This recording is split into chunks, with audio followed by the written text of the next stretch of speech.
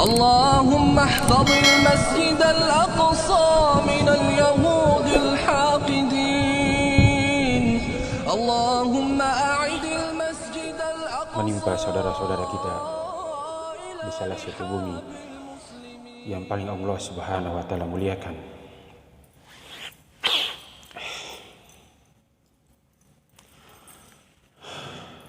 Yahudi, seperti yang berita yang kita terima kemarin, misalnya sempat terjadi katanya gencatan senjata. Ya walaupun dari awal saya tidak percaya. Yahudi itu dikenal dengan kelicikannya, dengan makar-makar mereka. Sejarah pengkhianatan mereka itu tertuang dalam sirah Nabawi.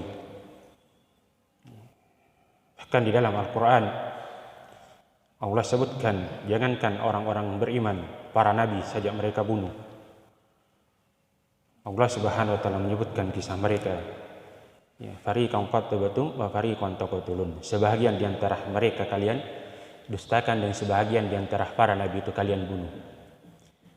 Bahkan dalam sebahagian ahli sejarah itu menyebutkan dalam sehari bisa mereka membunuh 100 nabi.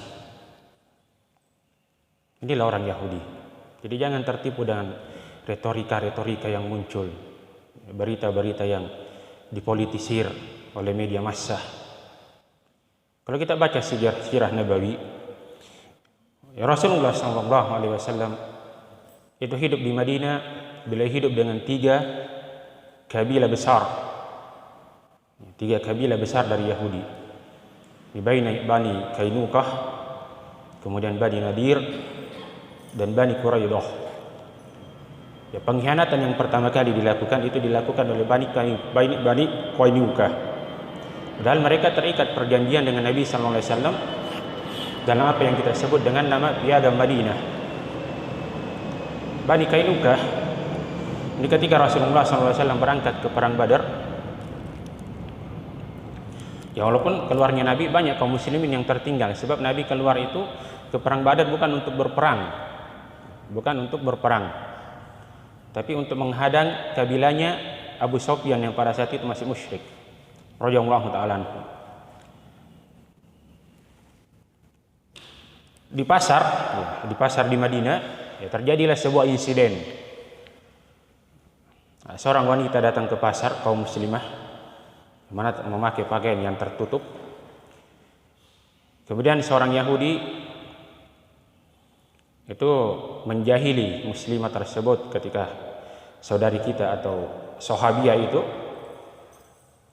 duduk, maka dia datang mengikat kainnya di sebuah tempat, entah papan atau tiang diikat, sehingga ketika sahabiah ini berdiri, tertariklah pakaiannya dan tersingkap auratnya. Maka berteriaklah sahabiah ini, ya alal muslimin, wahai kaum muslimin, meminta tolong. Maka ada seorang sahabat Nabi SAW yang saat itu sedang berada di pasar, bergegas menolong wanita tersebut, sahabiah tersebut, dan memukuli orang Yahudi itu sampai dia membunuhnya. Kalau bilang ini kan membunuh, mereka duluan yang melanggar. Ketika sahabat ini membunuh Yahudi tersebut, dilihat oleh Yahudi yang lain dari Bani Qainukah, maka sahabat ini dikeroyok sampai meninggal juga. Ya kemudian ketika Nabi SAW mendengar berita itu sepulang dari perang Badar, maka beliau mendatangi perkampungan Bani Qainukah dengan pasukan yang lengkap dengan para sahabat yang lain dan mengusir mereka. Ini pengusiran yang pertama. Diusir dari negeri Madinah. Pengkhianatan yang kedua yang dilakukan oleh Bani Nadir. Ketika Rasulullah SAW pulang dari perang Uhud, ini ada perjanjian bahwasanya kalau ada kaum muslimin yang terbunuh, demikian pula sebaliknya, maka orang Yahudi harus membayar diat, denda. Maka ketika Rasulullah SAW pulang dari perang Uhud, beliau mendatangi perkampungan Bani Nadir untuk meminta diat, dan mereka menyanggupinya. Ya, kami akan bayar diat itu. Tapi inilah kelicikan mereka. Ketika mendengar ini, maka Rasulullah SAW pun pulang. Kemudian beliau singgah bersandar di sebuah rumah, istirahat. Dan orang Yahudi melakukan makarnya. Mereka hendak menjatuhkan batu pas di atas kepalanya Nabi Shallallahu Alaihi Wasallam. Tapi malaikat Jibril datang memberitahu, maka kemudian beliau berdiri dan berangkat pulang ke tempatnya, sehingga makar ini pun gagal. Kemudian Rasulullah SAW memerangi mereka dan mengusir Bani Nadir dari tempatnya. Ini makar. Kemudian yang ketiga, yang terakhir yang dilakukan oleh Bani Quraidah. Bani Quraidah. Pengkhianatan ini adalah di antara pengkhianatan yang terbesar yang bahkan Allah Subhanahu wa taala tuangkan di dalam Al-Qur'an. Ketika mereka bersekutu dengan orang-orang munafik di perang Ahzab. Misalnya di dalam surah Al-Ahzab, walaupun rinciannya di kitab-kitab tafsir. Jadi ketika Rasulullah SAW atau kaum muslimin di kota Madinah dikepung oleh orang musyrikin dari Mekah, yang istilahnya berkolusi atau bersekutu dengan orang-orang dari Bani Ghatafan dan orang-orang yang memusuhi Islam seluruhnya, itu bersekutu. Makanya disebut Al-Ahzab. Banyak pasukan yang bergabung di situ, dikepung kota Madinah. Sampai sahabat Suhaib bin Sinan, kalau saya ingat, atau Salman Al-Farisi yang bersaran untuk menggali parit. Nah, makanya perang Ahzab ini juga disebut dengan nama perang Khandaq, perang parit. Nah, di dalam kota Madinah, Nabi menghadapi bahaya dari luar. Di dalam kota Madinah, Bani Quraidah bersekutu dengan orang-orang munafik melakukan serangan juga. Mereka melakukan serangan juga, yang berakhir dengan menjadi sebab meninggalnya Sa'ad bin Mu'az radhiyallahu taala anhu. Jadi ketika perang Khandaq selesai, maka Rasulullah SAW mendatangi orang Bani Quraidah, diperangi, sebahagian melarikan diri, sebahagian ditawan. Yang ditawan ini Sa'ad bin Mu'az yang memberi keputusan, karena beliau Sa'ad bin Mu'az ini adalah sekutunya Bani Quraidah. Maka ketika sebahagian ditawan, maka didatangkanlah Sa'ad bin Mu'az dalam keadaan ditandu, yang menjadi sebab sakit meninggalnya beliau. Yang kata Rasulullah SAW, Arash Ar-Rahman, arashnya Allah Subhanahu wa taala bergetar disebabkan karena meninggalnya Sa'ad bin Mu'az radhiyallahu taala anhu. Maka Sa'ad bin Mu'az memberi keputusan. Jadi Rasulullah serahkan keputusannya kepada sekutunya. Kata Sa'ad bin Mu'az, laki-laki dewasanya dibunuh, dipenggal kepalanya. Adapun anak-anak dan wanita-wanitanya ditawan, jadikan tawanan perang, jadikan budak. Nah, sebahagian dari orang Bani Quraidah ini berhasil melarikan diri. Inilah yang kemudian berkumpul di Khaybar. Yang kemudian yang seperti pernah kita bahas sebelumnya, dibebaskan oleh Ali bin Abi Thalib di perang Khaybar. Makanya ada sebahagian orang yang bikin syair, Khaybar ya Yahud, wahai orang Yahudi, ingat Khaybar. Inilah sejarah pengkhianatan orang Yahudi, makarnya luar biasa. Jadi kalau ada yang mengatakan gencatan senjata begini, saya langsung tidak percaya. Cari tahu omong kosong itu. Mereka terkenal dengan kelicikannya, dengan permusuhannya, apalagi dengan apa yang terjadi di Masjidil Aqsa. Ya, selanjutnya sebelum kita lanjut, ini juga perlu kita bahas. Masjidil Aqsa itu memiliki banyak keutamaan. Ini perlu kita pahami, supaya kita tidak melihat Masjidil Aqsa atau Baitul Maqdis itu hanya seperti masjid-masjid yang lainnya. Banyak keutamaan-keutamaan dari Masjidil Aqsa. Di antaranya, dia adalah kiblat pertama kaum muslimin. Kiblat pertama kaum muslimin. Yang disebutkan oleh Allah Subhanahu wa taala dalam Al-Qur'an, sayaqulu sufaha'u minan nas ma wallahum an qiblatihim allati kanu 'alaiha. Berkatalah orang-orang bodohnya dari kalangan manusia, apa yang memalingkan mereka dari kiblatnya mereka yang pertama, yang mereka berada di atasnya. Disebutkan di dalam hadis, ketika turun ayat yang memalingkan dari Baitul Maqdis ke Baitul Haram, qad nara taqalluba wajhika fis sama' falanwalliyannaka qiblatan tardaha, dan seterusnya. Maka para sahabat yang saat itu di Masjid Quba masih salat menghadap Baitul Maqdis. Ketika tiba-tiba datang penyeru, sementara salat datang penyeru, Qad nazalat ala Rasulillah sallallahu alaihi wasallam, telah turun kepada Rasulullah sallallahu alaihi wasallam ayat yang memalingkan dari Baitul Maqdis ke Baitul Haram. Maka para sahabat yang sedang sholat tidak membatalkan sholat, langsung balik, mutar badan menghadap ke Baitullah. Sebab dia kan berbalik, langsung putar badan, balik kanan. Balik kanan. Itu yang pertama, kiblat pertama kaum muslimin. Kemudian yang kedua, dia adalah bumi Isra-nya Rasulullah sallallahu alaihi wasallam. Sebagaimana kita sudah hafal semua, subhanalladzi asra bi 'abdihi lailan minal masjidil haram ilal masjidil aqsa. Dia bumi yang diberkahi. Lanjutan ayat itu tadi, allati barakna haulahu, yang kami berkahi seluruhnya. Di sana hidup para nabi, Nabi Sulaiman, Nabi Daud, dan banyak nabi-nabi dari kalangan Bani Israel. Mereka hidupnya di Palestina, Baitul Maqdis. Ya, kemudian keutamaan salat di sana, kata Nabi sallallahu alaihi wasallam, salatu fi Masjidil Haram kami ati alfi salat. Salat di Masjidil Haram itu seperti 100.000 salat di tempat yang lain. Dan salat di masjid itu, kata Nabi sallallahu alaihi wasallam, ka alfi salat, seperti 1000 kali salat. Dan salat di Baitul Maqdis, di Masjidil Aqsa, itu seperti 500 kali salat di tempat yang lain. Jadi jangan terprovokasi dengan ucapan-ucapan mengatakan permasalahan di sana adalah permasalahan tanah, tidak ada hubungannya dengan agama. Masalah Palestina jemaah adalah masalah seluruh kaum muslimin sedunia. Jangan ada di antara kita mengatakan itu kan urusan tanah, itu urusan perang antara bangsa Palestina dengan bangsa Yahudi, bangsa Israel. Ya, sebagian ulama tidak suka ya menggunakan nama Israel, sebab Israel itu namanya Nabi Yaqub alaihi salam. Dia bahasa Ibrani, artinya Abdullah, hamba Allah. Ya, jadi Bani Israel itu dinisbahkan kepada Nabi Yaqub alaihi salam, memiliki 12 orang anak. Ya, sebagaimana dalam kisahnya Nabi Yusuf itu memiliki 12 orang anak. Makanya ketika di dalam surah itu disebutkan disebutkan bahwa ketika Nabi Musa memukulkan tongkatnya ke batu, terpancar 12 mata air. Itu maksudnya setiap kabilah punya mata air sendiri. Demikian pula ketika Laut Merah dibelah oleh Nabi Musa itu 12 jalan. Setiap kabilah punya jalan-jalan sendiri-sendiri. Ya, walaupun kalau yang kita baca dari sebagian ahli sejarah, itu yang Yahudi yang hidup sekarang itu cuma dari satu jalur. Cuma saya tidak ingat dari jalurnya siapa. Dari anaknya Nabi Yaqub alaihi salam.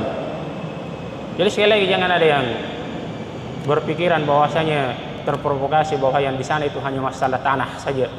Bukan masalah agama, tidak ada urusannya dengan kaum muslimin. Kita orang Indonesia tidak perlu ikut campur. Allahul musta'an. Bagaimana kita tidak ikut campur?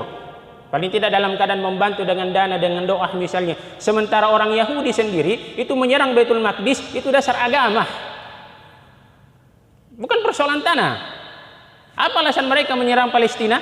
Karena mereka mengatakan itu adalah tanah yang dijanjikan untuk kami. Makanya kalau kita baca orang-orang kitab-kitabnya rabi-rabinya Yahudi itu alasannya mereka menyerang Baitul Maqdis. Dan memang di kompleks Masjidil Aqsa itu tempat suci 3 agama samawi. Ya, di sana ada kuilnya Nabi Sulaiman. Ya, ada orang yang disebut orang Yahudi tembok ratapan. Kemudian di situ ada Baitul Lahmi, Bethlehem kalau istilah bahasa orang-orang Nasara mengatakan. Tempat sebahagian menurut ahli sejarahnya mereka, tempatnya Nabi Isa disalib. Tempatnya Nabi Isa alaihissalam disalib menurut persangkaan mereka. Sebab Allah sudah mendustakan yang disalib itu bukan Nabi Isa alaihissalam. Sekali lagi ini bukan persoalan tanah saja atau persoalan perang kenegaraan saja. Kita kaum muslimin, kata Nabi sallallahu alaihi wasallam, al-muslimu lil muslim kal bunyani yashuddu ba'duhu ba'dha. Orang muslim dengan orang muslim yang lain itu seperti satu bangunan yang saling menguatkan. Kal jasadil wahida, seperti satu jasad. Kalau yang satunya sakit, yang lain badannya ikut demam. Seperti itulah kaum muslimin. Nah, kemudian yang berikutnya jamaah yang dimuliakan oleh Allah Subhanahu wa taala. Jadi dalam Al-Qur'an ini kita perlu pelajari juga sebenarnya. Ya, disebutkan sifat-sifatnya orang-orang Yahudi. Ini perlu kita tahu, wajib kita tahu. Ya, kita tiap sholat, ihdinas siratal mustaqim, siratal ladzina an'amta alaihim. Berilah kami hidayah ke jalan yang lurus, jalannya orang-orang yang Engkau beri petunjuk. Di dalam ayat yang lain diartikan, minan nabiyyin was-siddiqin was-syuhada'i was-shalihin wa hasuna ulaika rafiqa. Ghairil maghdubi alaihim. Al-maghdub kata Nabi sallallahu alaihi wasallam humul yahud. Itu adalah orang-orang Yahudi. Kalau kita meminta perlindungan dari sifatnya orang-orang Yahudi, kita harus belajar orang Yahudi itu seperti apa. Orang Yahudi itu seperti apa? Jangan sampai kita mencela Yahudi, melaknat mereka secara umum, meminta perlindungan sementara sudah banyak di antara kita bersifat dengan sifatnya orang-orang Yahudi. Sebab Nabi sudah pastikan itu. Pasti. La tattabi'anna sanana man kana qablakum shibran bi shibrin wa tira'an bi tira' hatta la dakhalu juhra tada bala dakhaltumuh. Ila man ya Rasulullah? Al-yahudu wan nasara? Qal faman? Siapa lagi? Kata Nabi sallallahu alaihi wasallam, pasti kalian akan mengikuti sunnahnya orang-orang sebelum kalian, sejengkal demi sejengkal, sehasta demi sehasta. Sampai jika mereka masuk ke dalam lubang biawak, kalian pasti akan ikut. Pasti akan ikut. Kata para sahabat, apakah mereka Yahudi dan Nasara? Maka kata Rasulullah, siapa lagi kalau bukan mereka? Siapa lagi kalau bukan mereka? Nah, di sini disebutkan ada beberapa diambilkan dari Al-Quran. Mereka menyembunyikan kebenaran dan menyembunyikan ilmu, mencampur adukan yang benar dan yang batil, dan mereka menyembunyikan ilmu. Jadi kalau ada di antara ulama-ulama, ustadz-ustadz, syekh-syekh, kiai-kiai, apapun gelarnya, dia menyembunyikan ilmu, dia menyembunyikan kebenaran, maka dia telah bersifat dengan sifatnya orang-orang Yahudi.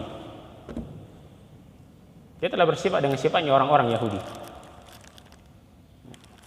Allah Subhanahu wa taala berfirman, "Ya ahlal kitab lima talbisuna al-haqqa bil batil wa taktumuna al-haqqa wa antum ta'lamun." Wahai ahli kitab, mengapa kamu mencampur adukan antara yang hak dan yang batil dan menyembunyikan kebenaran padahal engkau tahu? Disembunyikan kebenaran. Di antaranya ya, ketika terjadi di zaman Nabi sallallahu alaihi wasallam ada orang Yahudi yang berzina. Ada orang Yahudi yang berzina dan dia muhsan, dia sudah menikah. Maka mereka datang kepada Rasulullah SAW untuk meminta dengan cara yang licik, bagaimana hukumnya orang ini. Ya, maka kata Rasulullah SAW, bukankah di dalam kitab kalian ada ayat tentang rajam? Bilang, mana? Tidak ada. Dia bawa kitab Taurat tapi dia tutup dengan tangan ayat tentang rajam itu. Maka kata Rasulullah, angkat tanganmu, ada di situ. Mereka menyembunyikan kebenaran. Ini sifatnya orang-orang Yahudi. Kemudian yang berikutnya, ini tadi sudah kita sebutkan, berkhianat, ingkar janji, dan membuat tipu muslihat. Ini sudah kita sebutkan contohnya tadi. Kemudian hasad. Kenapa Yahudi? Ini sudah kita sebutkan juga, kita ulang. Kenapa Yahudi menolak kerasulan Nabi Sallallahu Alaihi Wasallam? Hasad.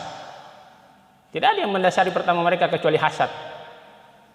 Padahal ketika Bani Aus dan Khazraj senantiasa berperang, ya, kemudian memerangi mereka juga di Madinah, orang-orang Yahudi mengatakan, tunggu nih, akan segera diutus Rasul yang terakhir yang kami akan perangi kalian bersama dia.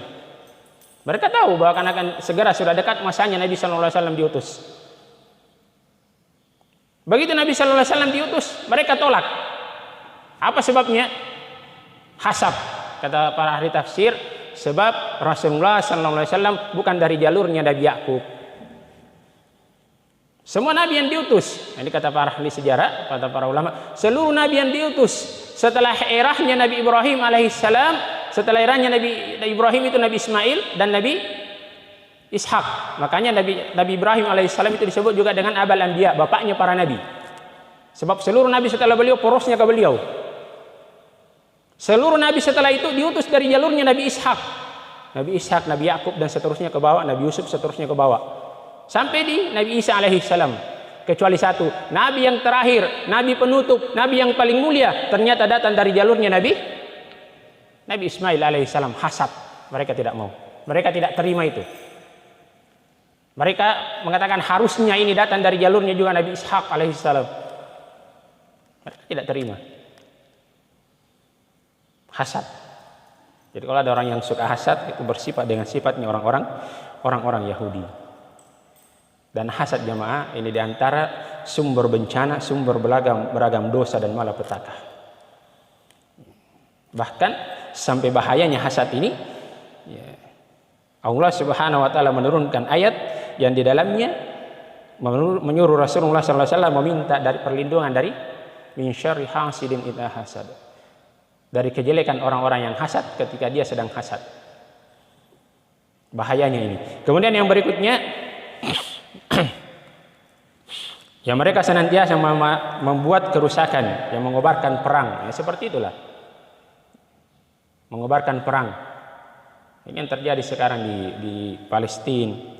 Ya memang itulah akidah dan keyakinan mereka. Mereka menganggap, ya, seluruh kaum, seluruh manusia selain kaum mereka itu hanyalah pelayan atas mereka. Itu doktrinnya mereka.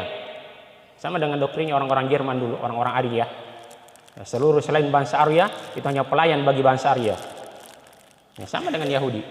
Maka jangan heran kalau, ya, mereka memperlakukan kaum muslimin seperti itu. Kemudian yang berikutnya, ya, merubah firman Allah Subhanahu wa taala dan berdusta atas nama Allah Subhanahu wa taala sesuai dengan apa yang mereka mau.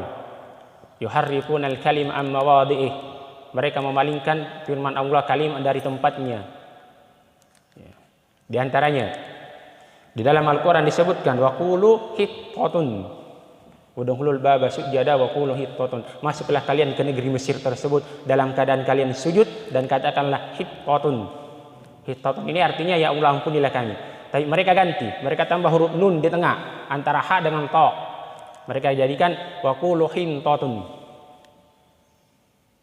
Huruf ta-nya yang tasydid itu dihilangkan, tasydidnya diganti huruf nun. Hintatun, apa artinya hintatun? Biji gandum. Ini perbuatannya orang-orang Yahudi. Jadi kalau ada yang suka menambah-nambah, ya istawa dikatakan istaula, itu mirip. Kemudian, ya, ini banyak ya, saya tidak baca semua. Kemudian mereka mengakal-akali syariat Allah Subhanahu wa taala. Dia akal-akali syariat itu. Di sini disebutkan sebuah hadis, ya. Rasulullah SAW bersabda, qatalallahu al-yahuda harramallahu alaihimus suhum faba'uha wa akalu samanuh. Ya. Allah Subhanahu wa taala telah mengharamkan lemak atas mereka. Lemak itu diharamkan atas mereka. Apa yang mereka lakukan? Ya, mereka di dalam riwayat yang lain mereka jadikan lemak itu dirubah jadi minyak, kemudian dia jual, dia makan harganya. Ya, dia tidak makan lemaknya, dia tidak pakai sendiri, tapi dia jual harganya, dia pakai, dia makan. Ini namanya mengakal-akali syariat. Sama dengan peristiwa hari Sabtu yang jadi sebab mereka dikutuk. Orang Yahudi itu saudaranya monyet dan babi. Tidak usah ragu-ragu bilang, Allah yang bilang dalam Al-Quran, waja'alahumul qiradata wal khanazira. Mereka dijadikan monyet-monyet dan babi-babi. Saudaranya monyet dan babi. Jadi wajar kalau kelakuannya mereka seperti itu. Di hari Sabtu, ya, kan dilarang oleh Allah Subhanahu wa taala mencari ikan di laut. Jangan cari ikan di laut. Tapi diberi ujian oleh Allah Subhanahu wa taala, diuji oleh Allah. Ketika hari Sabtu ikan itu muncul, cuap-cuap kelihatan. Tidak enaknya dibilang langsung diambilkan timba, diambil. Tapi di hari lain selain hari Sabtu, dari Ahad sampai hari Jumat ikan itu hilang. Diuji oleh Allah Subhanahu wa taala. Gimana orang Yahudi ini? Apa yang mereka lakukan? Ya. Mereka memasang jala di hari Jumat, diangkat di hari Ahad. Kan kita tidak cari ikan di hari Sabtu. Kan turun jalannya di hari Jumat, diangkatnya di hari Ahad. Itu makarnya yang jadi sebab mereka dikutuk oleh Allah Subhanahu wa taala, dilaknat oleh Allah Subhanahu wa taala, dijadikan monyet dan babi. Jadi ini ungkapan-ungkapan seperti monyet dan babi ini sudah terkenal di kalangan para ulama zaman dulu. Kemudian yang berikutnya, nah ini tadi sudah kita sebutkan, merendahkan orang lain. Allah Subhanahu wa taala sebutkan di dalam Al-Qur'an, mereka mengatakan laisa alaina fil ummiyina sabila. Ya. Tidak ada dosa bagi kami terhadap orang-orang ummi. Ya, maksudnya Nabi sallallahu alaihi wasallam dan pengikutnya. Ya, jadi mereka mau berbuat kesalahan, mau berbuat apapun terhadap Nabi, mereka tidak menganggap diri mereka berdosa. Mereka tidak menganggap diri mereka berdosa. Jadi kalau ada orang yang suka merendahkan orang lain, ya dia telah bersifat dengan sifatnya orang-orang Yahudi. Kemudian yang berikutnya keras hati, ya, disampaikan nasihat kepadanya tidak mau mendengar. Dia tetap berada di atas keyakinannya walaupun dia tahu itu adalah sebuah kebenaran. Malu untuk mengakui itu sebuah kebenaran, apalagi kalau yang sampaikan kepada dia seorang yang dianggap anak-anak misalnya. Orang baru pecu istilahnya. Ini telah bersifat dengan sifatnya orang-orang Yahudi. Kemudian ya serakah, tamak dan punya ambisi terhadap dunia. Allah Subhanahu wa taala berfirman, "Wala tajidanna harasan nas ala hayatin yawaddu ahadum law yu'ammaru alf sanah." Ya. Kau akan mendapatkan dari mereka itu adalah manusia yang paling tamak terhadap dunia. Mereka menghayal jika seandainya umur mereka sampai 1000 tahun.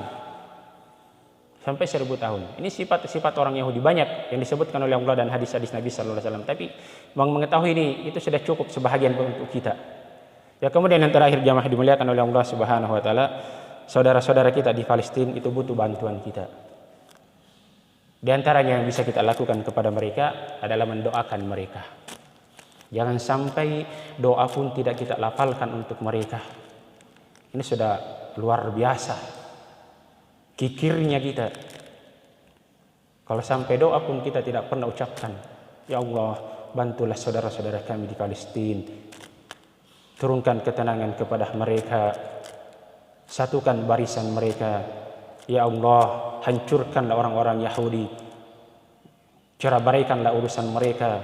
Cerai-beraikanlah persatuan mereka. Dan siapapun yang membantu mereka, ataplah mereka sebagaimana engkau mengatap kaum Ad, kaum Samud. Berikanlah kepada mereka paceklik sebagaimana paceklik yang kau berikan kepada kaumnya Nabi Yusuf alaihi salam. Doakan yang seperti itu. Doakan kehancuran untuk orang-orang Yahudi dan orang-orang yang mendukung mereka. Doakan kebaikan, keselamatan, pertolongan. Jangan dibilang, "Oh, masa cuma doa?" Jangan, dimulakan oleh Allah Subhanahu wa taala. Doa adalah senjata utama kaum muslimin. Lebih hebat dari sumbangan harta kita. Kita sumbang 1 juta, 1 miliar, 1 triliun pun, kalau Allah tidak menghendaki tidak akan menang. Tapi kalau kita berdoa, satu doa yang dikabulkan oleh Allah Subhanahu wa taala tanpa kita sumbang pun mereka akan menang. Jangan ini sebahagian di antara kita meremehkan yang namanya doa. Masa doa aja? Ini sudah ucapan meremehkan doa namanya. Ada sebuah kisah sahabat seorang tabi'in namanya Muhammad bin Wasi rahimahullah. Itu kalau Muhammad bin Wasi, kalau beliau berperang selalu berada di barisan paling depan. Nah, suatu waktu beliau tertinggal dari perang, dari jihad. Dicari oleh pemimpin pasukan, mana Muhammad bin Wasi? Biasanya dia paling depan itu. Ada seorang yang mengatakan, ya wahai jenderal, kalau istilah kita sekarang ya, pimpinan pasukan, dia ada di belakang. Maka jenderalnya, apa yang dia lakukan? Kok bisa dia tertinggal? Ya, saya tadi menjumpainya di dekat kendaraannya sedang menunjuk-nunjuk ke langit. Menunjuk-nunjuk ke langit. Kata pimpinan pasukan ini, biarkan dia. Sungguh telunjuknya Muhammad bin Wasi lebih saya cintai daripada 100.000 pedang atau 1000 pedang. Beliau sedang berdoa kepada Allah Subhanahu wa taala. Doa itu paling minimal. Di dalam waktu-waktu mustajabah kita sekarang masih banyak yang melakukan puasa. Doakan. Di antara azan dan iqamah, ketika kita sujud, ketika turun hujan, ketika kita hendak berbuka puasa, dimanapun waktu-waktu mustajabah, ketika kita bangun untuk makan sahur, sholat malam, doakan mereka. Kita tidak tahu siapa di antara kita yang ada di sini yang diterima doanya oleh Allah Subhanahu wa taala. Makanya di antara kata para ulama, sering-seringlah engkau meminta didoakan oleh orang lain. Sebab engkau tidak tahu dari mulut siapa doa itu diterima oleh Allah Subhanahu wa taala. Kemudian yang berikutnya, bantu dengan dana, dengan uang, dengan donasi. Ya, cuman ya pilih-pilih juga lembaga-lembaga yang kredibel, yang memang terpercaya. Sudah banyak lembaga-lembaga yang buka seperti misalnya kemarin ada di grup ya Dewan Masjid ada buka. Kemudian ada punya Muhammadiyah. Saya juga tidak tahu kalau lasisnya NU apa sudah buka. Ada aksi cepat tanggap. Insyaallah mereka semua amanah. Salurkan ke mereka. Kita tidak pernah tahu Bapak Ibu, Bapak sekalian, jamaah sekalian. 10.000, apalagi kalau lebih banyak. 10.000 yang kita sumbangkan untuk kaum muslimin di Palestina, kita tidak pernah tahu, mungkin saja 10.000 itu yang menyebabkan kita, Allah Subhanahu wa taala selamatkan kita dari neraka. Tidak ada yang tahu. 10.000 apalagi kalau lebih. Nabi sallallahu alaihi wasallam bersabda, "Man naffasa 'an mu'minin." Siapa yang mengangkat dari seorang mukmin kurbatun min kurabi dunia, satu kesusahan dari kesusahan dunia, naffasallahu anhu kurbatan min kurabil akhirati min kurabi yaumil qiyamah. Maka Allah Subhanahu wa taala akan angkat darinya satu kesusahan dari kesusahan di hari kiamat, di hari akhirat. Tidak pernah kita tahu 10.000 yang kita anggap sepele itu. Ya mungkin kita kasih anak kita jajan satu kali langsung habis, kita sedekahkan untuk kaum muslimin di negeri Palestina. Itu yang menjadi sebab Allah selamatkan kita dari neraka. Tapi ingat, kita lihat saudara kita di sana di Palestina, jangan lupakan tetangga kita. Jangan sampai kita menyumbang ke sana, tetangga kita mati kelaparan. Ini juga tidak benar. Ya. Kemudian yang berikutnya, ajarkan kepada anak-anak kita tentang keutamaan Al-Aqsa yang tadi kita sebutkan tadi.